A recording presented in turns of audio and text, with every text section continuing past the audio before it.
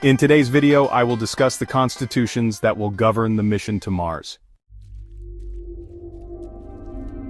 The constitution that will be in effect at the Earth Embassy and during the initial colonization efforts on Mars will be called the Provisional Constitution.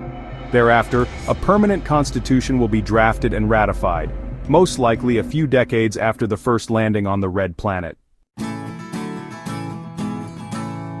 I will not discuss what the permanent constitution might look like, other than to add the following thoughts. It will likely be very similar to the Provisional Constitution. It will include provisions concerning certain weapons of war which only the Confederation itself may possess, and which are not to be possessed by any individual republic. Such provisions will likely include the following: only the Confederation may possess an air force, a space force, nuclear weapons, or any other weapons that would hinder the ability of the Confederation to end a ground war on Mars, if that land war got out of hand. It will concern planetary environmental protection. Since environmental effects can spill across borders, in Mars' case into the territory of another republic, some environmental issues should be regulated by the Confederation. On Earth, issues like air and water pollution can easily spill over borders. Water usage too, such as building a dam on a river, or water extracted from a river, can also cause downstream effects. All of these things should be regulated for the good of all people on the Red Planet, if the republics involved cannot work things out for themselves.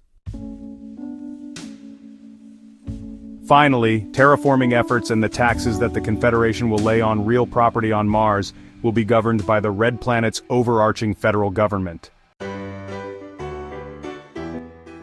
Now back to the Provisional Constitution. The thing to explain is the reason to create a Provisional Constitution in the first place. The main reason should be somewhat obvious. It may not be prudent to speculate about what conditions will exist on Mars after colonies are established there. The making of Mars's permanent constitution seems obviously a task for colonists there, rather than one for those living at the Earth Embassy. I believe, however, that the culture and attitudes of the colonists joining the mission to Mars are unlikely to be such that radically new political ideas would be welcome when it comes time to establish a permanent constitution. Thus, a provisional constitution will likely pave the way for similar political ideas once the colonists on Mars believe it is time to implement a real constitution.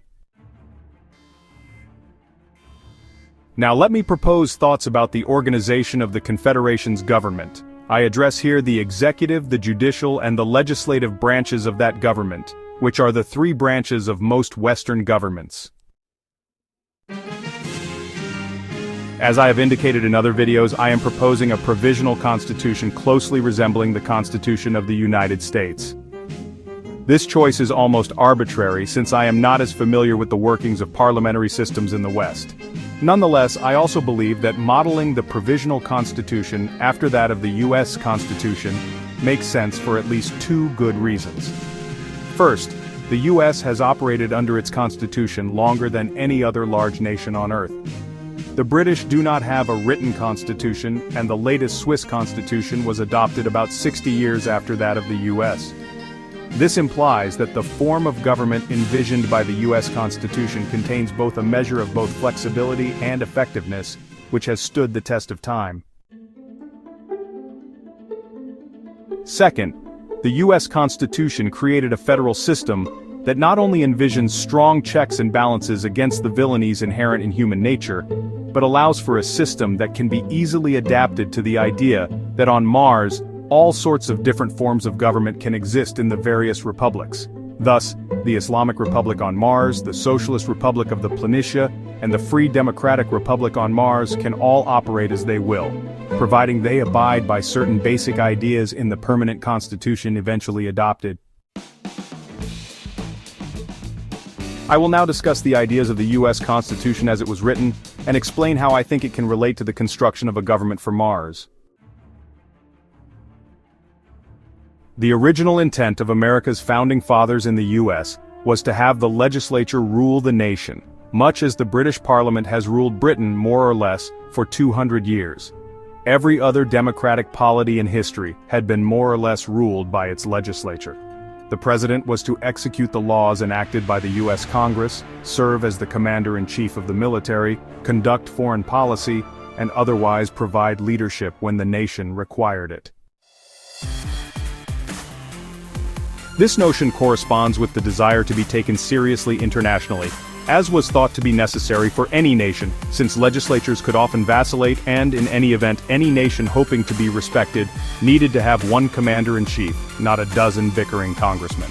The judicial branch was to apply the enacted laws to specific sets of facts when there was a dispute or an alleged crime. Since the Earth Embassy and early colonists on Mars will be part of a brand new political regime, the dangers most Western-style nations face today will probably be avoided in the short run. The twin dangers, as I see them, are the danger that the ideas of this US-style government have been circumvented by the rise of the administrative state, and the idea that governments, and not people, can solve social problems.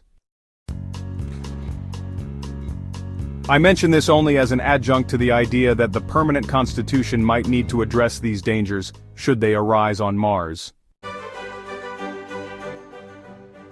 Let me continue this sidebar.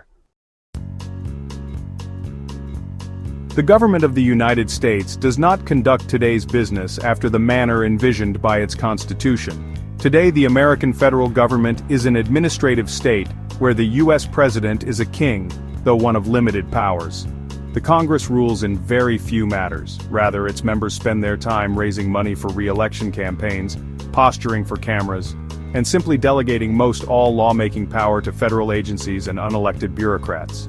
And while the judicial system is the one branch most true to the original intent of the founders, most judges invariably render decisions in the United States seem to decide cases too close to the direction of their personal political views, and it sometimes seems that ruling according to the laws on the books is only a secondary consideration.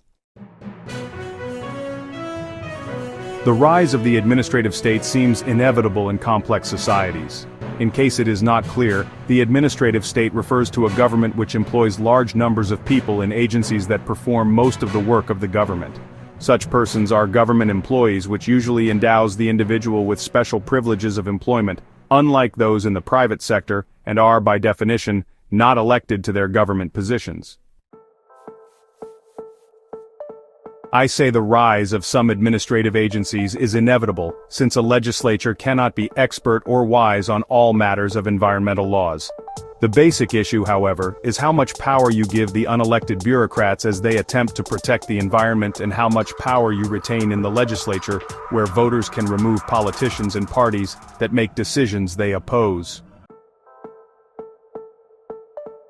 The basic issue, however, is how much power you give the unelected bureaucrats as they attempt to protect the environment, and how much power you retain in the legislature, where voters can remove politicians and parties that make decisions they oppose. If the bureaucrats and agencies are given the power to make laws, to adjudicate decisions, to punish with criminal, and to propose criminal sanctions against citizens and other societal entities, without the voters being able to remove such bureaucrats easily, then power supposedly bestowed by the people on its elected officials actually resides mostly in these agencies, and for which the people have limited will to enact change. This, reasonable people should agree, is a real problem in nations with large administrative states. As for the idea that governments can solve social issues, this came about in the early 1900s, when science and politicians had told society that they could deliver a quasi-paradise on Earth, using the newly discovered scientific principles. As for the idea that governments can solve social issues, this came about in the early 1900s, when science and politicians had told society that they could deliver a quasi-paradise on Earth, using the newly discovered scientific principles. I think it fair to say that poverty still exists in the West, that some people will hate other groups of peoples without a justifiable cause, that crime cannot ever be entirely wiped out, that people can be rich and still terribly unhappy, etc.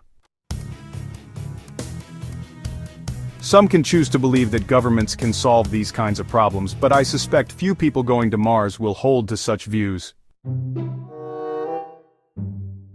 Thus, the Provisional Constitution established for the mission to Mars, based on the original ideas of the United States, can be expected to be both flexible enough to adapt to changing conditions over the decades or the century it is in force.